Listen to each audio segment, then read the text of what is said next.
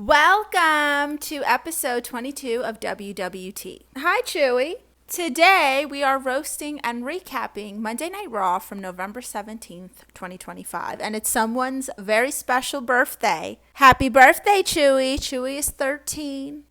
I am the mother of a teenager. I know you can't tell. John Cena opens the show. And he's feeling it tonight, okay? He comes out vibing like a white dad listening to Playboy Cardi for the first time. Cena is the new Intercontinental Champion, and that means that Dom Mysterio is somewhere backstage screaming into a pillow like a teenager who can't find her iPhone charger.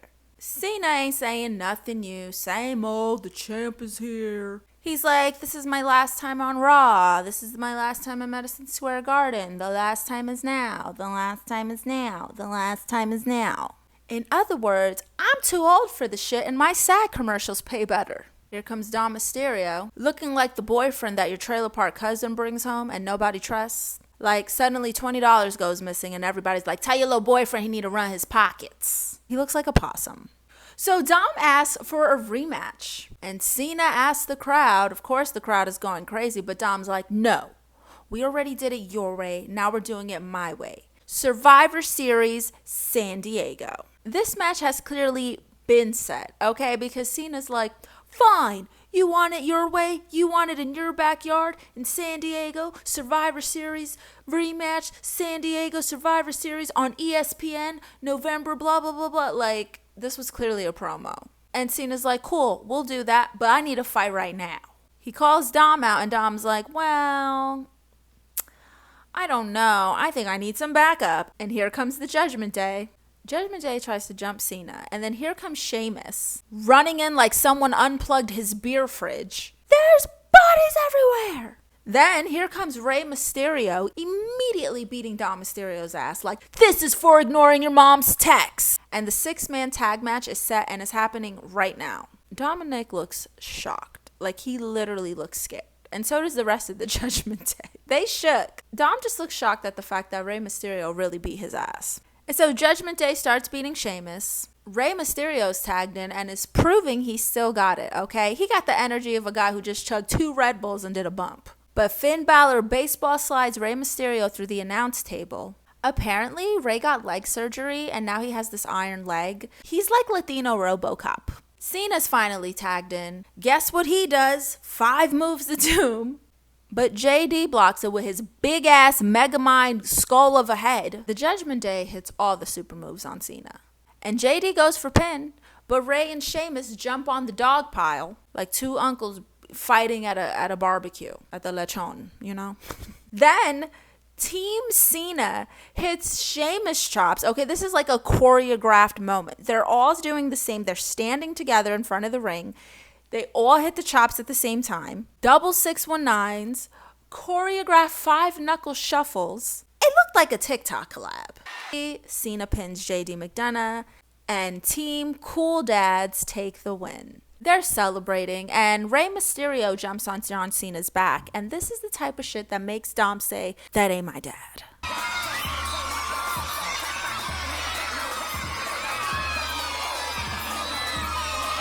So up next, we see Jackie, whatever her name is, in the middle of the ring. She's about to interview Stephanie. Stephanie's coming out.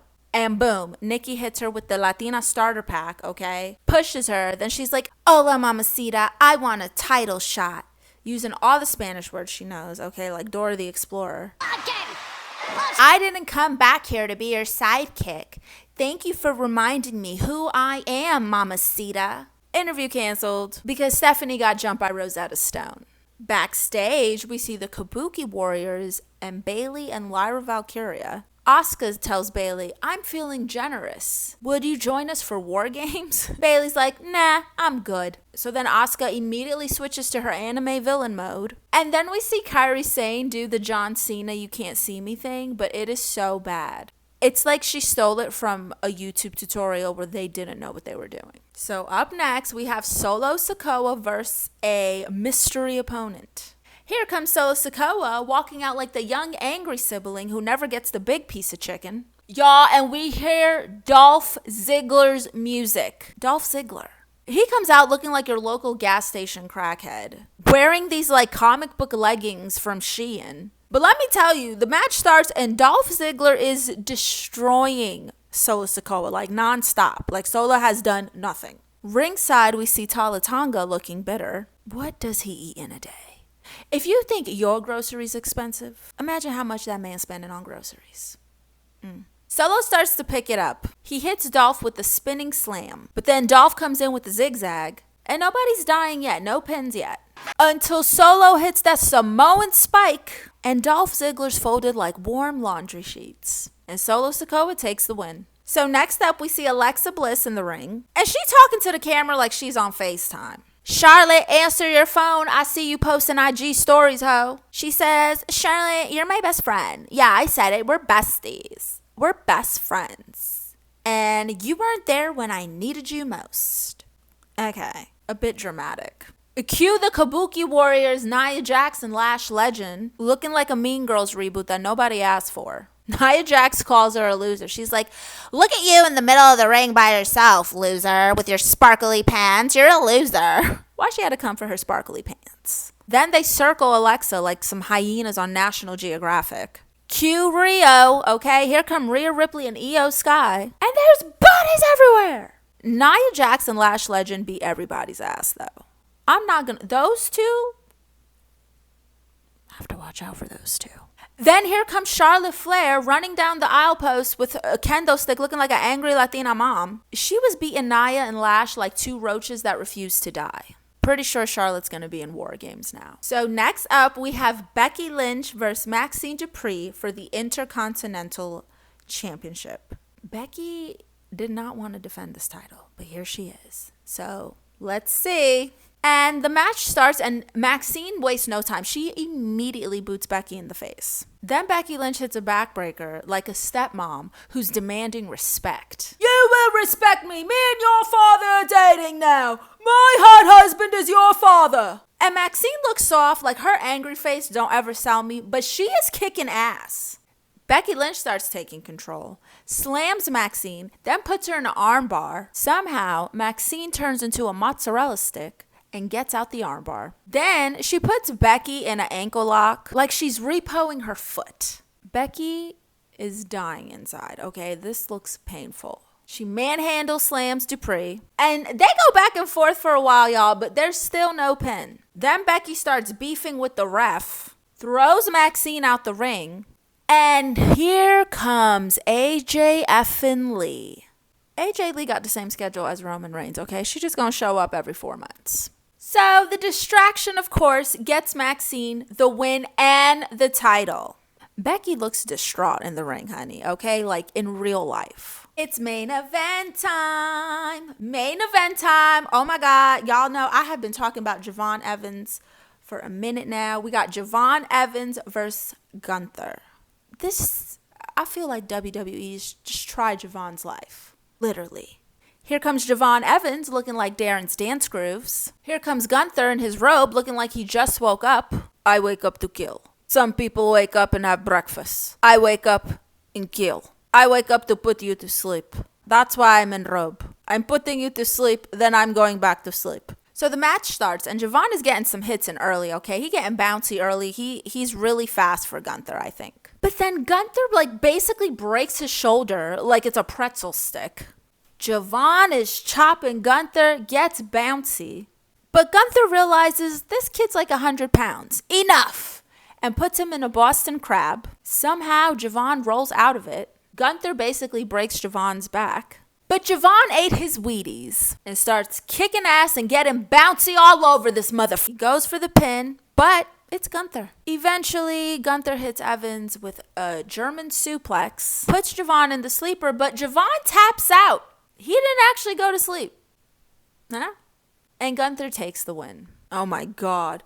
So up next, we see a WrestleMania promo for, this time it's CM Punk. He's just sitting there playing cards like a divorced uncle. Where's the war? Where's the wrestling? I have like, you know, you could have done something like Call of Duty where like they were in like military gear or even a Tropic Thunder spoof. Not Uno night. So up next, we get the War Games face-off. Here comes the Vision looking like a Warriors reboot. Warrior Games. Paul Heyman introduces everyone like we're on Sesame Street. My name is Paul Heyman.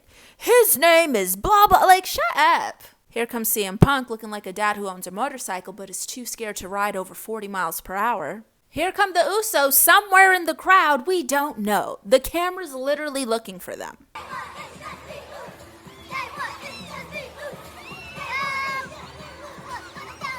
And I don't know what this bucket hat situation is that Jey Uso's wearing, but it looks like he lost a bet. Here comes Cody Rhodes, and he means business, okay? He looks like he's late for court.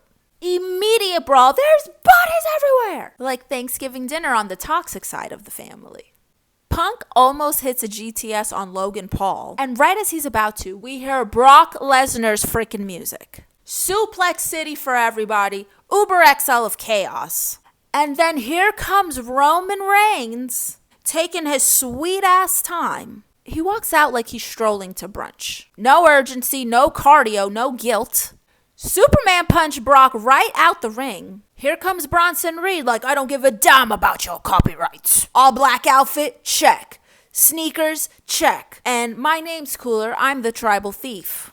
Somehow the NYPD shows up. But it don't stop Roman Reigns from spearing Bronson Reed and half of the NYPD precinct right through the barricade. And Monday Night Raw ends like holidays with the family. You're going to see that cousin you don't like. People show up drunk acting like they're not drunk. And the police might show up. What did we learn? Always read the fine print. John Cena ain't never scared. If you're bouncy enough, you can survive Gunther. Roman Reigns showed up because Brock Lesnar did. And the last time might finally be now. Thank you guys for watching WWT. If you like wrestling as much as I do, make sure you subscribe, turn on the notifications, like it, leave a comment, share it. Go check out the WWT playlist for episodes you may have missed. And click the link in my bio and follow me on my socials. Get some merch, get a cameo. I'll see you with the next one. Bye. Say bye, Chewy.